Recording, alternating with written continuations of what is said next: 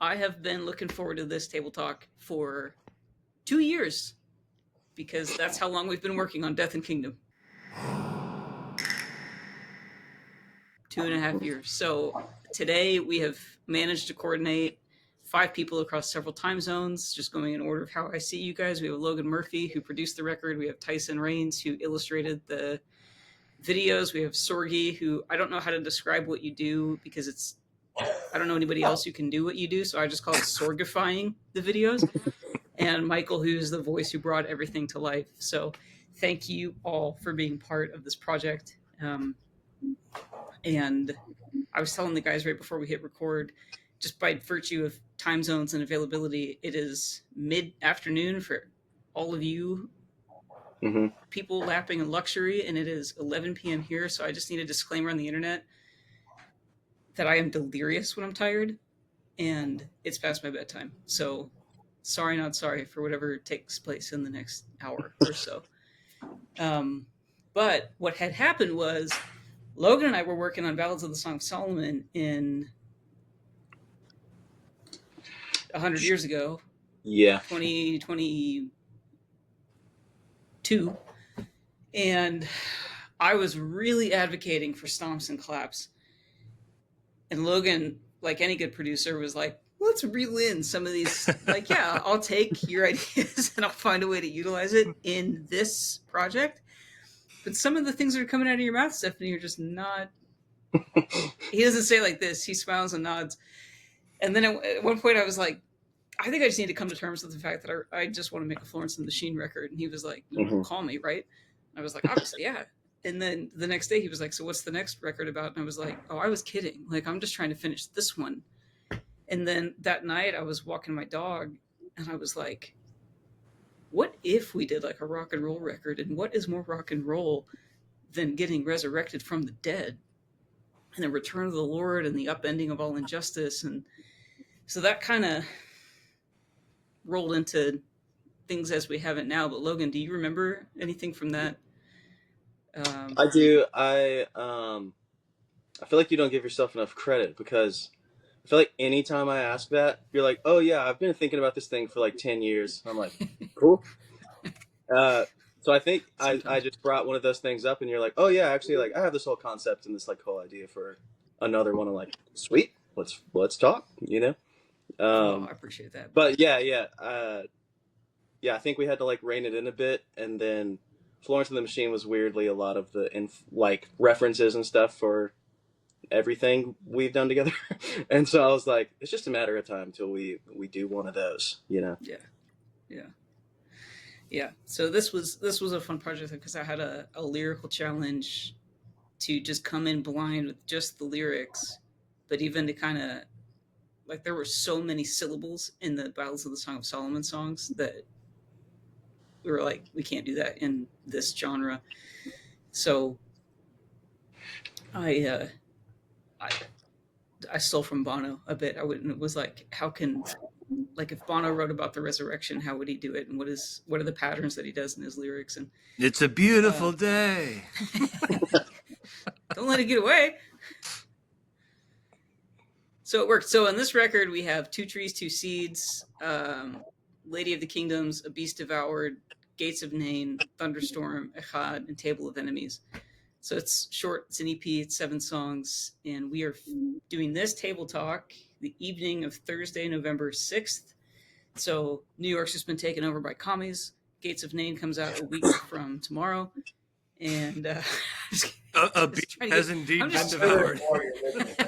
I'm just trying to give like a mile marker time-wise. And then the record comes out November 21st. So we'll put this table talk on the YouTube and the app sometime like the week before the record comes out. So love it. Great. So Michael, what was this project like for you? You have this otherworldly voice that just comes naturally when you open them. You know, so the Gates of Nain acoustic video is this like janky behind the scenes thing that I filmed in Logan's first Nashville studio. And Logan made a comment like, man, it's going to look like I don't know what I'm doing or I'm not doing my job because there's like 3 vocal tracks because Michael just nails it. And we just want you guys to know that that's just Michael. It's just what happens. So what was this like for you? What stood out to you? What are you excited about? I want everyone to experience what I experienced that whole, I was going to say weekend, but it did take longer than a weekend. But you are a poet, Stephanie, and you came in with the lyrics, and it was a great collaboration. A lot of the times that I'm collaborating with people, they have their ideas for everything. They're instrumentalists, they're singers, they're producers. And so it's like, how are we going to collaborate when you already know everything and I already know everything? And you with not having many skills. The skills that you have are top notch. I took notes. I have the notes from that weekend. Oh man. I went to my wife. She's a little bit like Mary Poppins. And I was like, you probably don't know. And I do this all the time. I'm like, you probably don't know where my notes were from the weekend 2 years ago when we worked on Death and Kingdom. She goes, yeah, if you go to the filing cabinet, I just dropped the file tab. Oh, here it is. She goes, I have where is it? I have a tab labeled Death and Kingdom. That's awesome. And you'll find your notes there. And I like... Way to come in clutch, Melody. I know. When I was with you guys, I was writing down the hilarious things that you said. Like I mean, it's poetry, the lyrics that you wrote for the songs. But like Logan or I would suggest things, and he'd be like, "It's not my cup of tea," and then he'd play it back for you, and you'd be like, "Well, it wasn't my cup of tea, but my cup of tea was in your cup of tea, and then you dumped your cup of tea into my cup, and it is now my cup of tea." And I loved watching because you had an idea, like the vision was here, and you're like, it's kind of like, I saw a beast devour, and you're like, kind of like, this is the vibes I want. And Logan's like, and it felt like you did only press 3 buttons, and then you played it back. You're like, something like this. I was like, how did you? Seriously. It's just like you hit the life button. You're like, life is like this. And I was like, what did he just? That's amazing. And I don't know if you guys remember, but for the first time in my life, my voice was gone. For like the summer. Oh, yeah. Yeah. I don't know if you remember this, but it was October 6th, 2023 when we recorded it. We were recording on October 6th. Yeah, wild. I remember we were at Logan's place, and we were recording, just having a happy time and everything. Making the songs come to life. And I texted Chris Tofflon because remember you were talking about the project for North Sentinel Island with John Chow. Oh yeah. The song that you released there. And that testimony just rocks me to my core. And I remembered Chris Tofflon had sung beautiful oracle, like honoring John Chow in the prayer room. And so I texted him, I said, what was the scripture? Because he knew all the stuff. I said, what was the scripture that the spear hit the first day that John Chow was on the island? And he was like, Isaiah 63, bro. Why are you asking me this right this minute? And his team at the prayer room was just cracking open Isaiah 63 for the first time and you sing it for like a few months in a row or whatever. But he's like, today's the first day we sang it. And then he texts me the next day. And he goes, bro, all caps. And then Israel gets attacked. When you're asking me about Isaiah 63, because right in there, it talks about the future when Jesus comes to kick the butts of everybody that's attacking Jerusalem. He's like, I don't know if this is the big one, but there's something to this weekend. Yeah. So I think, Logan, we started... I think I was writing the lyrics in July of 2023. I think I came to KC late July 2023, and we tracked everything. You built out the songs, we tracked everything, and you did the demo vocals because Michael's voice was shot for the summer. Yeah, We were yeah, really sure. worried that it wasn't going to come back around when we did final. And then you moved to Nashville in September. Yeah. And then got everything set up. And then we were on deck to come in and do final vocals. Michael was on deck to come in and do final vocals. I was just there in the corner like, yeah, this is great. And it happened to go over, it was like a week within the first 10 days or so of October 2023. And we were in the studio October 6th doing the acoustic Gates of Nain. And then we were supposed to come in the next day, but then Michael's family, you guys, I think you went to the zoo. So we kicked it to Sunday. We came in October 8th. So having that gap, like, I'll never forget that weekend, or that just with that whole thing.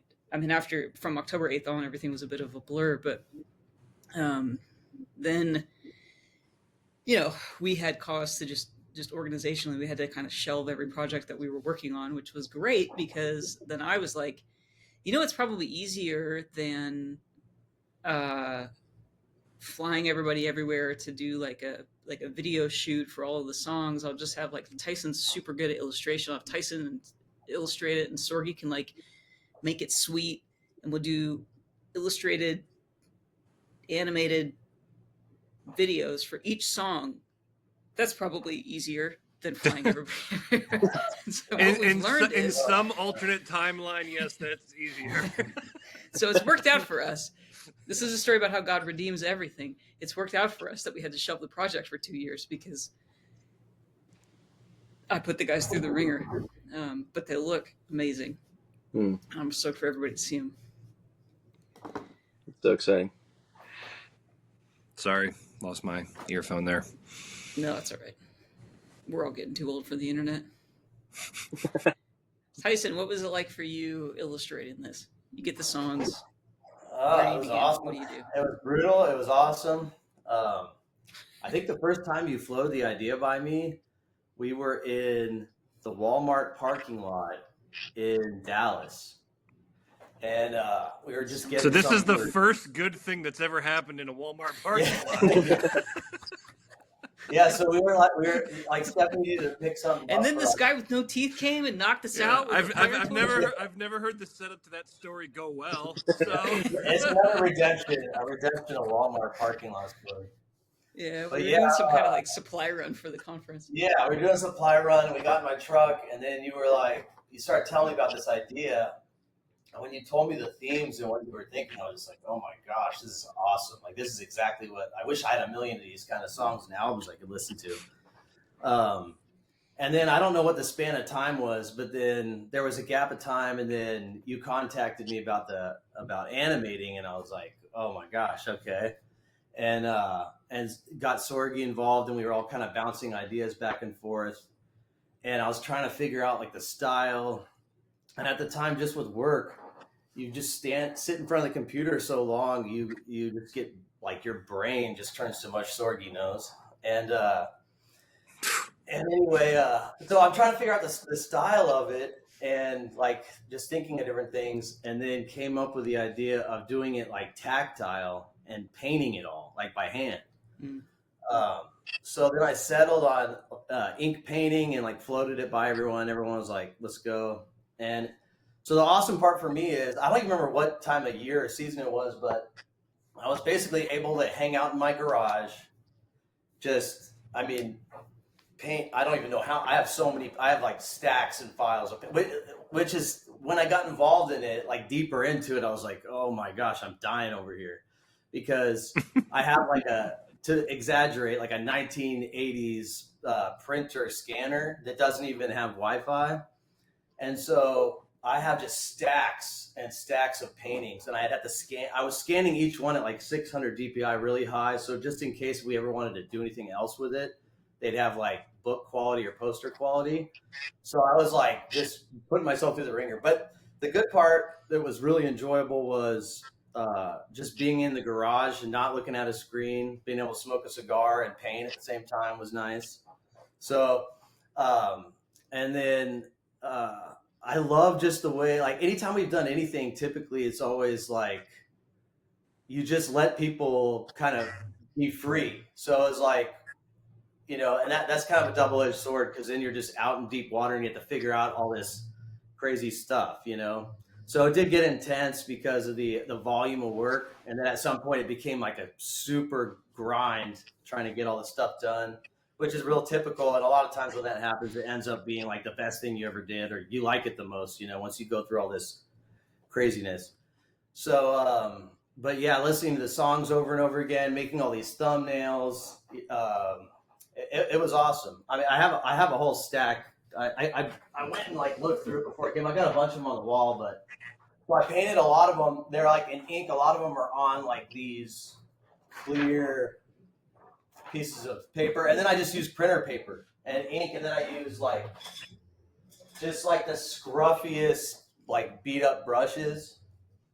And so yeah, it was like an experiment, and it was like enjoyable and painful, and all of it was awesome.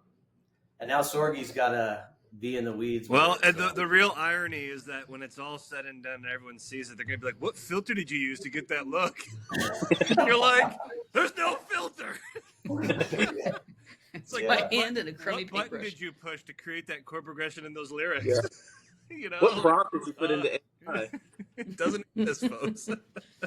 This is the anti-AI project. Yes, this is. So Sorge, you get the stack from Tyson. Have you Yeah. done anything like this? Like, Well, now I mean, you're in the weeds. you know, it's one of those. In retrospect, I wish I could get in a time machine and go back and be like, Tyson, don't do this to yourself. You know? And then by extension, don't do this to me. Yeah, I almost feel sorry for you, but I'm like, it's nice that you could share the suffering with me.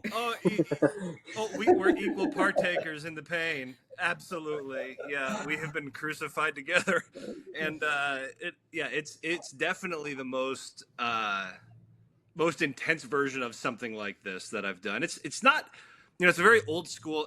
Ironically, Tyson approached this very old school, even on the vellum and like doing, this is the way they made cartoons is, inked and colored on a bunch of clear stuff and just, photo after photo after photo. If you go back and watch old Disney archives and stuff, it's a fascinating process. But that's basically the process we did. And even though I'm editing digitally, I basically approached it the exact same way an old school animator would have, and just taking all the art that Tyson made and, frame, there's 24 frames in a second and there's, 60 seconds in a minute. So you do the math, each frame is an image. Gosh. So it's just, I don't know. I'm not good at math. I see in shape and color, but I'm guessing thousands of pictures. It's like it's a lot. So, so it's very much like even though it's a digital, we digitized the process. It's still basically the same as kind of rolling up your sleeves and doing it old school, and kind of putting everything together and just seeing what works and doesn't work. And I think a lot of the stuff, Tyson did a phenomenal job. The art's incredible. There were so many things that were just like, wow, this, I don't know how you were able to do all this and pull it off and stay sane. But really, really awesome stuff. And then, a lot of it just, it was really easy to interpret and be like, oh, this is how this can work in motion. And this is how, this composition can come to life here. And, nothing overly, I don't look at it and go like, wow, this is like groundbreaking stuff. It's very much just an old school thing, but I think that's what this project feels like. It feels hand wrought and tactile, and I think we need more of that in this world. The promise of technology was to get rid of all the jobs we don't want to do and let us focus on the stuff we do want to do. And now it's just, kind of the culture of expediency we have. We just created a bunch of technology that just makes art for you, which isn't art at all. It's just, kind of content, I guess, and so this is kind of the anti-content, this kind of stuff. And I think that there's something about that you just connect with on a human level, even if you're experiencing it on YouTube, where you can just tell when things are made with time and care and attention versus, expediency and convenience. So, even from a philosophical view, as painful as the process can feel at times, where you're like, oh my gosh, hour 12, my eyes are bleeding out of my skull. I hate this. I'm never doing it again. And you're like, but at least it's real, and at least it's actually art, and I can, Yeah. There's part of me in the last Sorry to interrupt you. No. I was just rambling. I'm good at that. No. There's been in the last, I don't know, 6 to 8 months or so, I've been like, gosh, I can't believe I did this to these guys. But now I'm like, but it looks so sick. No, it's matches cool. The soundscape. It's worth it. So it's worth it. Logan, I want to talk to you about the soundscape, and then we'll talk to everybody about favorite songs, least favorite songs, standout, things you're excited about, things you're curious about. But Logan, you have 7 songs, and I know, like, we've talked about cohesion in a project. You know, Solomon was 16 tracks, and like tackling cohesion with that. I feel like this one has a little bit more latitude, track to track. It is cohesive, but I know, like, track 1 is, I mean, that's why Florence rip off. Track 2, I showed this to, but Martin and Sharon Mallory. Martin's on the board of FAI, and they've been, pastoral care for several years. And he's a musician, and like one of those guys that, like, if you want, he's also a drummer. Logan's also a drummer, and he can hear real drums or fake drums. Anytime I say, like, Stephanie, Logan, no offense, none taken. Not all, some of us are also drummers. Oh. Come on. I did it for a decade full time, but thanks for remembering. I didn't know you then. No, this is good. I'm fine. We're fine. She's tired, guys. I'm actually also an illustrator. No, I'm just giving you a hard time. Come on. I had to do a little ribbing. Yeah. We were getting too sincere. We were getting too... Yeah. This was too Christ-like. I'm sorry. Anyway, but Martin will be like, don't you dare use fake drums on any of these albums. I'm like, I would never, but like, just, what I'm saying, he's got an ear, and we were listening through, like, early, it wasn't even the final masters, just early.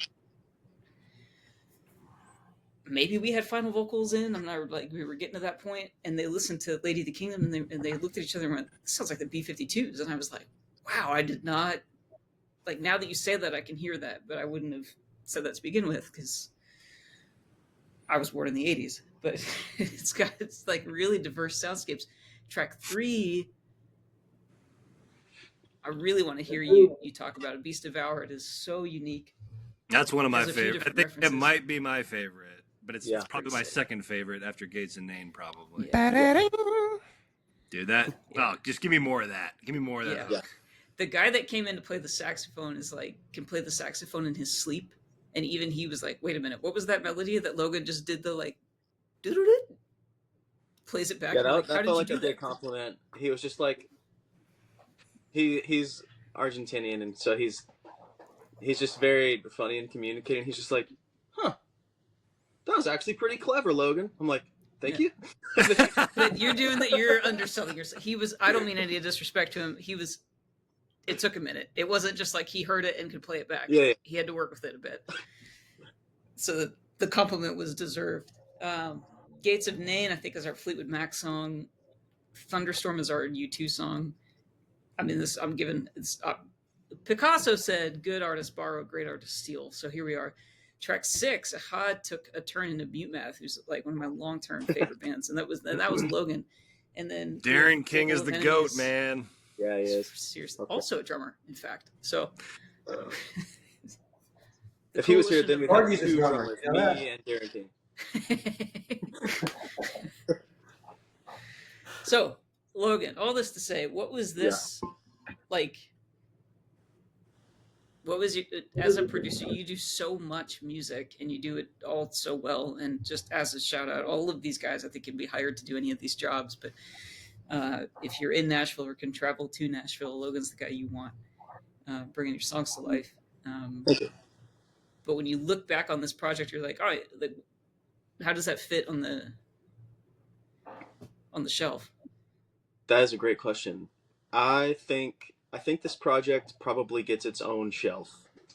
Like it feels like Song of Solomon, we had a very clear box that we were like living in.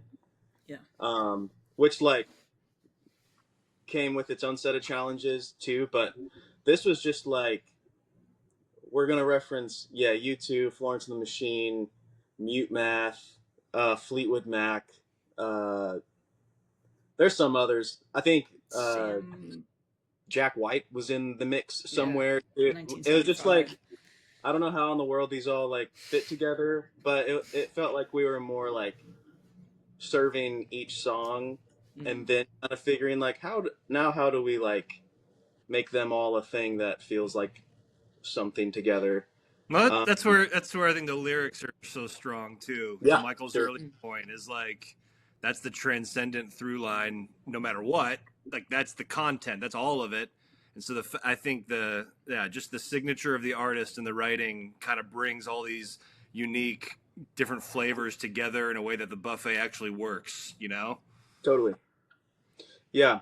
So that was like, I feel like more in the like mix phase was maybe like a challenge, but in the production, like when we were creating the melodies and parts and everything, it was just like anything that feels right is right, and it was just kind of like a lot of gut instincts and a lot of just like following whatever wave the day brought, which is like always. And now we have Mamdani as the mayor of New York. No. Thanks, Stephanie. Sorry, I had to just went with our gut, and this is where we are, and it's great. Yeah. Oh man. Oh. No, but sorry. a call back. No, I have to reel myself back from making jokes on the internet because it lasts forever. Like, I'm okay with being immortalized criticizing Mamdani. Yeah, Gabe Caligari and I were today. We were like, we should do a mockumentary about like the communist caliphate, the commufit, and just so everybody knows on the internet, it's officially trademarked. It's ours. So we thought it would be fun. Anyway, Logan, the soundscape. Yeah. Yeah. So I felt like just kind of serving each song was just like a super unique way to like approach a full set of songs. Yeah, like Joel said, like I think the melodies and the lyrics and Michael were kind of like the glue to the whole thing. Because I think when you take a step back and you're viewing it maybe more from like a critical music perspective, it's like, well, song 2 and 7 don't really go together, but it's like, no, just like let the whole thing happen, you know? Let the whole thing happen. Yeah, and which is also not the way music is, published anymore. It's like we're just in singles land. It's like, give me albums, man. Give me a through line. Give me a story. Yeah, and I think the lyrics are just like so powerful. You're like such a wordsmith, and like my simple brain is just like, I don't know how you got there, but like I would love to, catapult it from whatever. And yeah, what was my thought? Yeah, earlier when you like mentioned Bono and kind of like, I know, can't remember the song, but you were like, how do we do an album like this? And I was like, Michael Maher. And I don't know like when or like why he came to mind, but I was just like, this dude would absolutely just crush this. And he just like fits into this like dynamic super well, I think. And so, yeah, I felt like I was honestly just a glorified like facilitator, which is, I guess, kind of what producers are at the core. But yeah, I was just like, let's just get like awesome people in the room and like kind of let it happen. So it was a blast. It was a let it happen thing, but it was also like, I can't imagine anybody else. Like with Solomon, I was so emotionally invested, and I've never heard Logan have a bad idea, that I just sit in the back of the room and like hang out with my dog, and then he goes, hey, what do you think about this? I'm like, you did it. That's the vibe.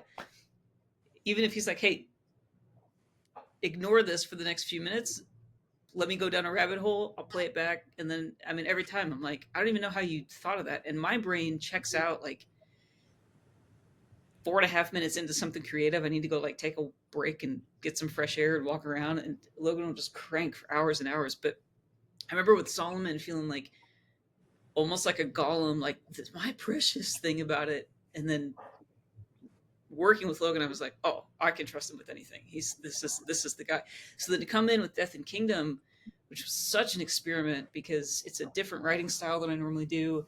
And I was like, I felt like I was cramming for a test that I was unprepared for, trying to cram these lyrics because I was going to rock up to the studio and I needed to have the lyrics written down, but I didn't know what they would sound like, what they should sound like, what the different directions. I was just like, I don't know, man. And to go through that process then with Logan and Michael, and similarly, I'm in the back, hanging out with Patty, drinking coffee, and to have this come out of it was just such a treat to see happen. So Yeah. all of so you guys are like the best at what you do. So this was just, I don't know how often we'll be able to do something like this, but I'm glad you've sewn yourselves into the project. Absolutely. You're the best. It is kind of wild to see when you step back, you know, because you're very just kind of focused on my one task, and you're absorbed in so that the whole world exists in your experience of it. When you take that step back and kind of get that panoramic of like, man, it's crazy. This is why these things take 2 years. It's like, it's hard to get this many people to make one thing, literally worlds apart, through a million different chaotic ebbs and flows of life. It's kind of a miracle that it exists the way it does. It's like, it's very hard to make something like that happen. It just is. I think we all probably know, you know, all of us have probably experienced some sort of project that just fizzled or whatever for reasons way less complicated than this, you know? So maybe that's a testament to Stephanie, like caring so much about the craft of every part of everything. Like, I just feel like you care about the creation so much. And so, like, this probably could have been done in 3 months and, like, you know, done a job and been cool, but it's like every step is just like handled with such care. And yeah, I don't think that's something that you can probably do in like much less time, you know? Yeah. I think we're all dogging. Yeah, I don't know if I can like articulate it right, but yeah, the role that each person plays, it's like it makes the whole thing so awesome, you know. I couldn't pinpoint everybody's specialty, but just the what everybody brings to the table, and just the way that Stephanie, that you facilitated it, and like the base foundation that you laid for everything, and then just kind of like, especially with me, just setting me free to just rock on it however, and then everybody just doing what they're naturally like gifted at, and then it all coming together. Like I love, you know, we've done that so many times with so many projects, and I've always loved that, because before working with you, you know, I did a lot of stuff just on my own, so I had to do things I wasn't good at, you know. So it's so cool. It's cool to have everybody play their part, and they all have like an awesome heart and they're great at what they do. And then all of it to come together, and then I'm really excited, even just seeing like the snippets that Sorge's passed our way. It's like, I'm so excited because of the long haul at the end, just to be able to see it all come together, and sit back and just see it finalized is going to be like really enjoyable. Coming soon to a theater near you. Death has died.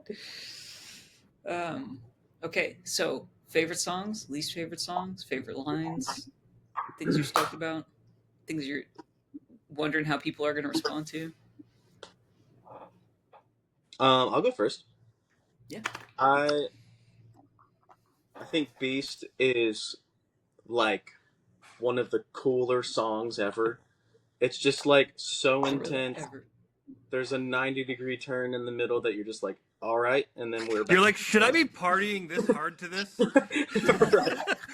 You know, it's like the you're happy like birthday head, song, like, but about death. So I love that one a lot, but Thunderstorm, I don't know if Steph or Michael like feel this way too, but to me that was like the day of the project where I was like, oh, we're like touching something. It just felt like that one is like every first idea almost like is the one that stayed. It just felt like everything was just natural, and yeah, I guess it's like my main goal is to, you know, portray the lyrics the best way, like what's the best way I can like serve this message. And that one was just like everything just felt like we are doing that. Like the music and the lyrics just like are they're like one person. I don't know how to explain it, but yeah. So I just love that one. It just hits me right. Yeah, that's a fun one. Yeah, I don't know which one I would pick as my favorite. I really like Lady of the Kingdoms a lot. I don't. Yeah, that's a hard one. It's a bop. Mm-hmm. And then you're like, oh, this is about the Heart of Babylon. Yeah. Yeah, I think that the lyrical content, especially like when it drives towards the end, that's like what gets me. It's like I've been, waiting for this song like for a long time. This is the kind of music I want to listen to. I like I can feel the intensity of it because of what's being said, and it gets to me, and I really enjoy that. It's like I just picture Tyson like getting all jacked up for like a street gang fight, listening to the ladies and taking him. He's like, "All right, global spirit whore, let's go."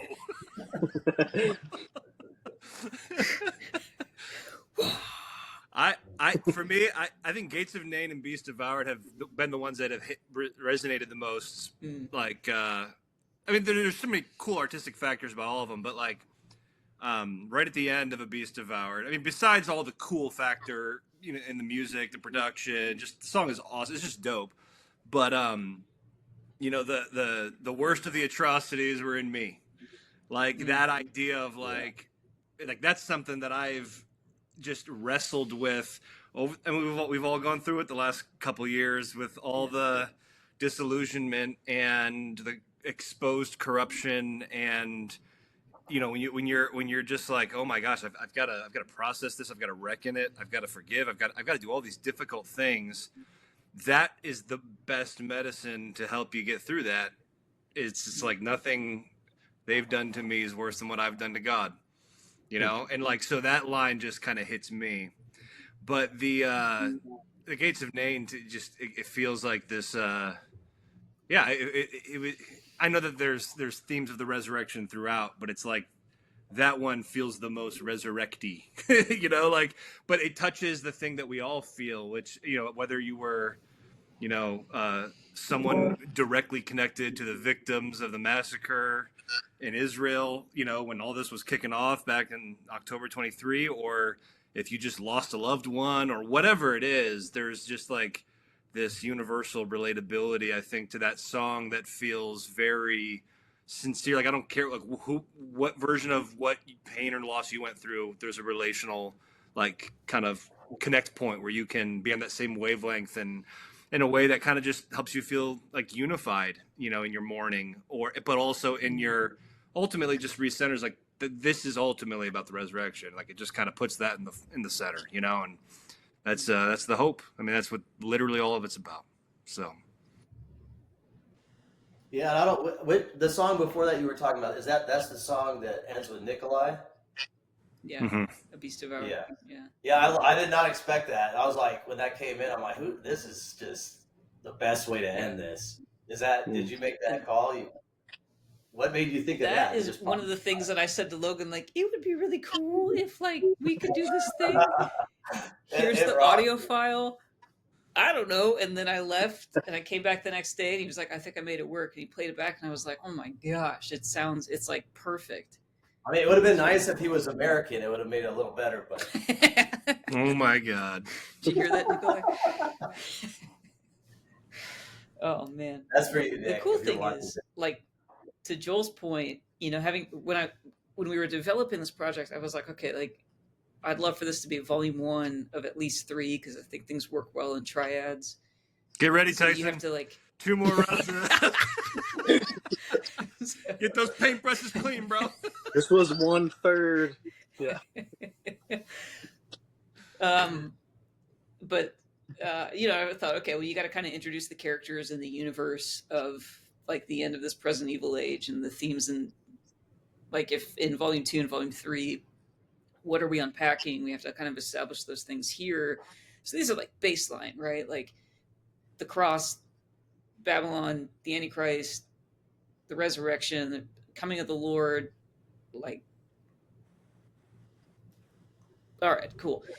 And then again, we were writing this in like June, July 2023, finalizing it in October of 23, and then living through everything since then. I was like, oh, I needed Table of Enemies.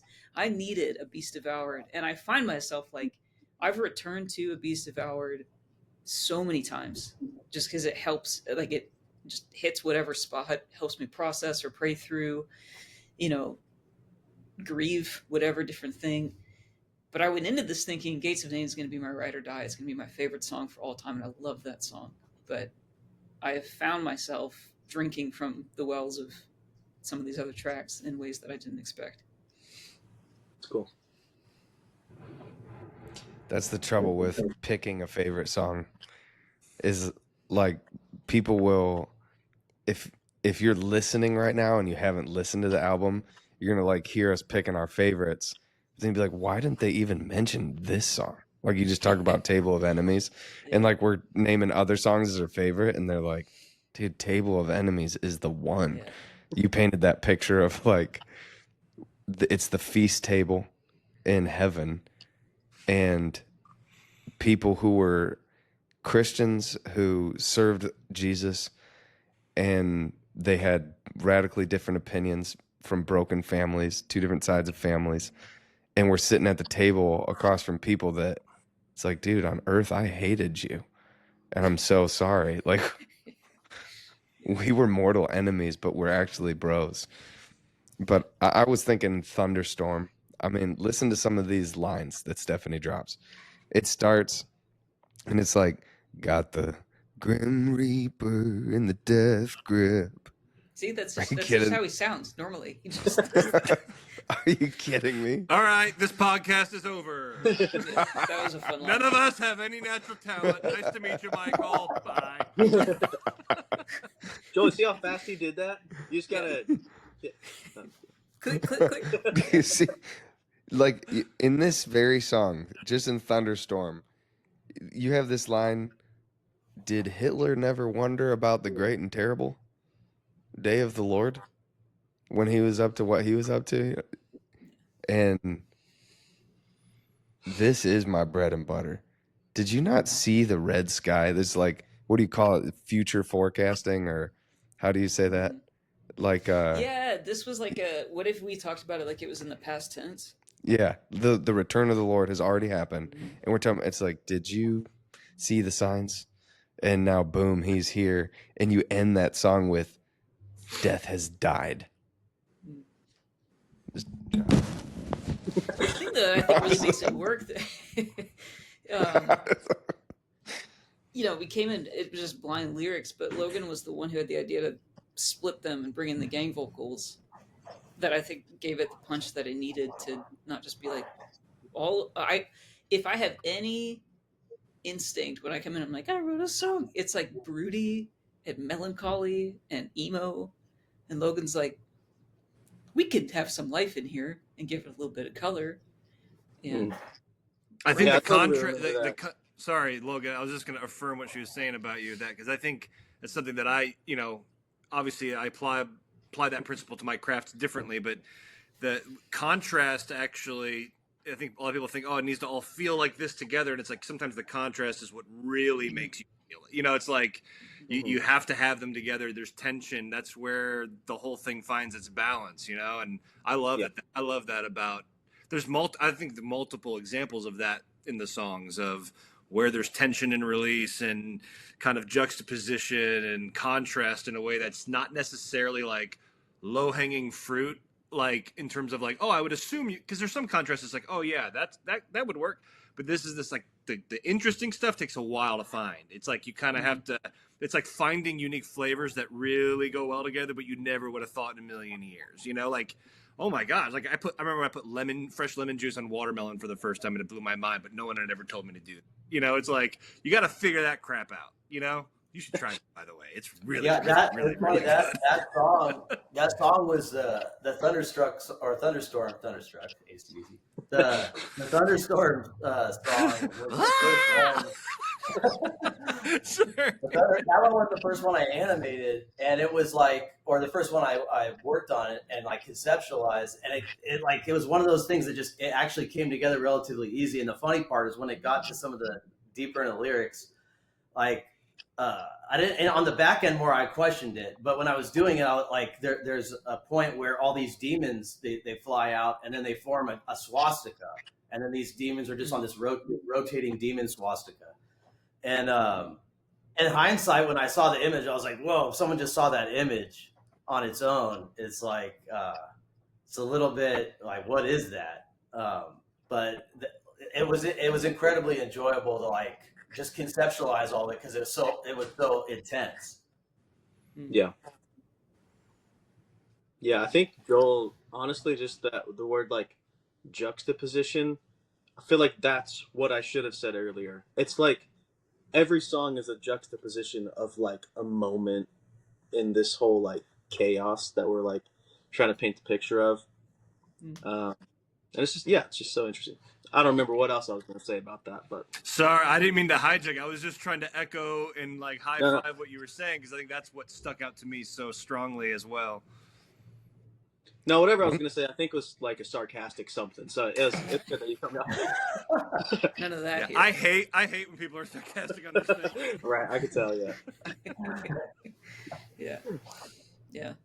Table of Enemies too. I want to say was written had I think a really clunky lyrical structure, and then I was flying out for the weekend and I missed like half of a studio day on the Friday or most of it or something, and then I came back in on Monday. And Logan and Michael, they were like, we figured it out. And then they played through it, and I was like, there it is. And it's so satisfying to go through. There's so much energy in the album. And then to get to the end of it, like, I don't know, like Table of Enemies is like water on the soul. It's the balm of Gilead, which is cool. Your opening lines say that. What'd you say? Oh, of Table of Enemies? The opening lines of Table of Enemies, I'll say this. It's, lay your swords at the door. We'll melt them down in the morning. The nations will learn war no more. It starts with this family. Because at the time, I was like, this is cute. Isaiah 2 is one of my favorite passages, that they'll melt their swords into plowshares and, the nations will learn war no more. And then October 7th happens. I'm like, God, we are really getting too good at this. This is mortifying. But I have this running theory. I'm not putting this on anybody else. Let me not say theory. I have a running fear that there is assigned seating at the wedding feast and you don't get to pick your buddies. And the Lord's just going to be like, that ends now. Like, you sort it out. We're not taking it into tomorrow. So that's where Table of Enemies came from. And then I lived through everything since then. And now I'm like, can I sit with my dogs at the wedding feast? Yeah, you had mentioned earlier, you're like, you guys would have ideas, and then I would go back and sit with Patty. I was like, probably most people listening don't know that Patty is, not Aunt Patty. It's your dog. It's my dog. Patrick, the dog. Yeah. Great, chill dog. He's hanging out with Patty. Everybody would. Oh, what's up, Patty? Yeah. Now I have a buck wild. He's got a brother. I got a golden retriever because I thought they were all like Shadow and Homeward Bound. Let's go. And I thought that'll be a really good temperament for Patty. And then I got one and I was like, oh, he's goofy. Yeah. And then I was talking to my neighbor who had a golden. She's like, yeah, he's a golden. I was like, you didn't tell me that when I was saying I think I'm going to go. Goldens kind of live on the spectrum a little bit. Oh, yeah. They're just happy to be here. Just happy to be here. Yeah, making it's great. Patty and I are both lighting up. We're having a good time, but it's a different vibe. Man, I had a closing thought and I forgot. Or I at least had like one more thing I wanted to make sure to say and I forgot what it was. Is it that some people listening might not understand if they don't even know what we're talking about at all? Like, there's an incredible album that is being released, and maybe by the time you're watching this, it is released. Mm-hmm. And there is beautiful animation that somebody painted by hand in the days of artificial intelligence. A dude used his hands to paint something, and we used our hands to make real music with real instruments and our voices and your together. Yes, your poetry, his animation skills, and his illustration skills, his mixing and music skills, and I'm singing, and it's about the resurrection, the greatest future event of all of history, when the righteous will rise from their graves. into eternal life, and the wicked will rise from their graves to eternal lake of fire. And just prepare to be blown away. I think some of these songs have like, I'm like, I wonder, Stephanie, if some of them should have like an explicit on it. Not all of them. There's a few. Beast of Hour does, just because I wanted to. I don't want parents to have to field some questions. I mean, yeah, like it's the first time that I'd ever. I always sing just the pretty parts of scripture, but here's what, I thought I'm gonna read my kids the entire Bible before they turn like 3 or whatever, and I'm like reading to my various aged kids. They're all really young, and my mom's listening to me like read every word in Isaiah and all the prophets. She's like, Michael, you should probably wait to read that part till they're like 18. The Bible has a lot of explicit parts, and this is the first time I've sung them. I've read them, and I've wrestled with them before the Lord, and I've believed them, and I've prayed them silently. But this is some of the first time I'm like, wow, that is what the Bible says. She is indeed I can't even say it out loud on a podcast. Or, you can sing it at the top of your lungs, but you can't say it under your breath. The thing, though, too, you gotta, like, in music production, the thing that makes a producer, like, I want to sit in the corner with my guitar and, like, vibe, right? I don't want to, like, meticulously go through and perfect something and stack something, and that will require that you loop a section of a song 37 times while you figure out, like, this one level or try whatever different things. And there was some of the stuff in A Beast of Hour that I was like, yeah, man, I'm just sorry. Yeah. So, no, genuinely, I think when the first initial push when we were like crafting melodies to like the lyrics and stuff, it was like more than a week straight of like digging through these, and I just like went home to my wife and I was just like, I feel sad. I'm like, everybody listen to the album. It's great. Yeah, dude. Imagine animating where you're just like going back and what. I've listened to these songs probably more than you, Logan. I mean, it feels like that at this point. Maybe not. Probably I'm sure you have. You know what I'm saying? But you're just like, I'll get to the end of a long stretch, and I'm just like, oh my god, I need a nap. Like you just feel the pain of it. But I think you have to get sad to get happy. Yeah, it's part of it. Yeah, there really is like an emotional investment to the like this whole project, because you can't just like read that and sing it and like sell that you believe it without believing it. Like you really just have to like sit in these things, and it's just like, wow. Yeah, if you're used to hearing me sing any recordings or songs, I'm a church singer. I lead worship. You're gonna come in sad, depressed, angry, lonely, and come out like in the joy of the Lord, healed and washed over. And you might not have experienced me grabbing you by your collar and punching you in the face multiple times and then praying for your healing. This is what this album is. You're going to see. I mean, it's really, I'm singing Stephanie's heart, but I don't sing stuff that I haven't adopted my own. Like if it's the Bible, you know what I mean? If it's King David, if it's any of the prophets, I take what they wrote by the Holy Spirit and I sing it. And I'm just doing that. Stephanie took the ideas, poeticized them. Some of them, it's not even she poeticized them. She just wrote exactly what's written. And then when I'm singing it, like it does do that. It's like, you're going to see us. I'm saying this for people who have listened to me sing, like prepare for something different, because I'm like going to elbow drop you. But then the album takes you to the place of healing and resurrection. And it's so good because Jesus is the man of sorrows. And he's the man who's been anointed with the oil of gladness more than his companions. He kills and he heals. I'll see y'all later.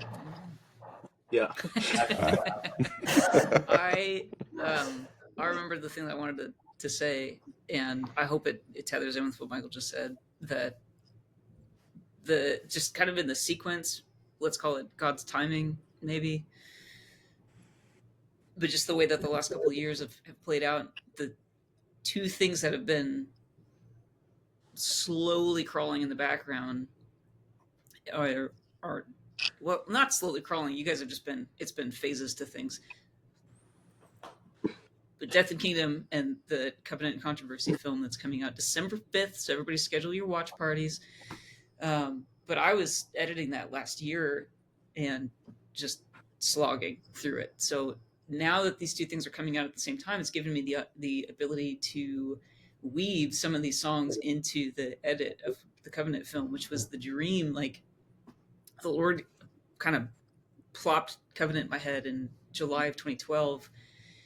And through everything, I was like, this has to be a series of we are writing the songs for it. Like, if we're going to feature songs, it needs to be ours. Like, because, you know, Paul says in Ephesians, Colossians, like, sing about Jesus, to each other. If you guys are confused or sad or lonely or happy, stoked, whatever, like, sing songs about the testimony of the gospel of the kingdom, and that's going to help marinate it into your bones. Just the way humans are wired, it's like empirically proven that melodies help shape our beliefs and attitudes and worldview and all kinds of stuff. And the ability to be able to see those things come together in this project and with this Covenant film has just been such a treat. Like, Gates of Nain has a real nice little pocket in there that's like, they were destined for each other. So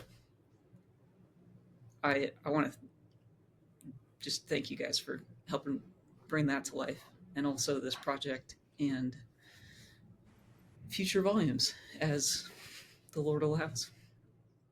When you were writing as Gates, Tyson recovers from carpal tunnel. Oh, God help him. When you were writing Gates of Nain, you were sitting there. I told you, Logan and Stephanie are so funny, like so witty. And she was just sitting there and she's like, I just want to get resurrected, man. Did I tell you about my trip to Dairy Queen? And it was your trip to Dairy Queen that inspired the Gates of Nain song. I was like, this is going to be good. She's just eating her ice cream like, I just want to get resurrected. I have to explain this. Listen, so what had happened was we were doing that in Kansas City, which is a few hours north of where my grandfolks used to live. And there was this one Dairy Queen that's since been remodeled. They ruined the whole thing. But I have this like flashbulb memory of being with my grandmother, and all of, we're with the family, whatever, and like everybody ordered their ice cream. We get to the table and we realize we both ordered banana splits. And so she says to me, like, oh, you got it too. And I just had this little, like, cute, my little 3-year-old heart was like, I got the same thing, Grandma. Like, we're like this, And so I made a Dairy Queen run. I went down there to like get in the vibe, and then drove all the way down there and realized they remodeled it and everything's built up around it. And it just was not the same as 30 something years ago. But yeah. Yeah, where my mind was, I thought maybe she was like eating ice cream. She's like, I love it so much, but I'm full. I want to be able to eat more. Maybe when we're resurrected, he starts to we can just like, endlessly Stephanie eat. And Logan are so funny and witty, but it's really just that Stephanie has the worst ADD. Like, do you see that shiny thing over there? Yeah. Cool. Well, I hope that this edifies folks. We will do a sequence of videos going behind the lyrics and unpacking some stuff. We'll have the documents online. I have to give a shout out to Chris Morrison, who did the guitars. He's not available today, but I can't imagine anybody else playing guitars on any of these songs. So we'll have lyrics and chords. We'll have footnotes and Bible verses and all the rabbit holes that you can wander down. So we hope these songs serve you guys, and we hope to bring more to you soon. So head to the emmaustable.world, or we'll have the link below, and you can stream it wherever you listen to music things. Rock and roll. That's how you do it. Amen. Great talking to you guys. Rapid fire. What are you most looking forward to in the resurrection and the restoration of all things? That body. I'm just gonna. Yeah. Looking for that resurrection body, baby. I've had enough health issues. Seriously. Just the depths that you can go with the man, Jesus. Like, I might just get right up to him and not let go for the first, like, 800 million years. It's like, you've lived in my heart all this time. Can I just come and live right in yours? In my resurrected frame. I love it. I'm excited for steaks to never accidentally be well done again. Come on. Come on. Yeah, benefits. Yeah. That's what I'm talking about. Resurrection benefits. Yeah, I don't know how you would pick. I always have this vision of like being in a swimming hole with like just a bunch of old buddies and like hitting each other in the face with mud and all that kind of fun stuff. I was thinking the other day, I don't know what brought this to mind. I like this question at the end of every episode, and I change my answer, I think, every time. But I like that everybody's answer fits within. John Eldridge wrote a book called All Things New, and he kind of hits all of these different pockets. But for whatever reason, the other day I was thinking about this, and I was like, I'm going to say this on my next Table Talk episode. But I don't know if you guys remember in the 2016 election cycle, and Trump and Hillary were doing a debate, and they were talking about immigration, and I can't remember how this happened, but Trump was saying something like, yeah, but if you just let anybody in, then like, what are you going to do? You're going to have taco trucks on every corner. And I think about that sometimes. I'm like, I would love to live in taco trucks on every corner. I kind of do. Let them in. I do now. I live Let in the taco nations. I hope they're like a habanero. Get my tacos. I don't think, it'll be, I mean, I can't eat spicy food now, but maybe I can then. And then I'll grab my tacos and I'll walk away with my new knees that don't like snap, crackle, pop. That's great. Yeah. Sit down, have some tacos with Jesus. Hallelujah. Amen. Well, on that note, y'all stream the album. Thank you guys.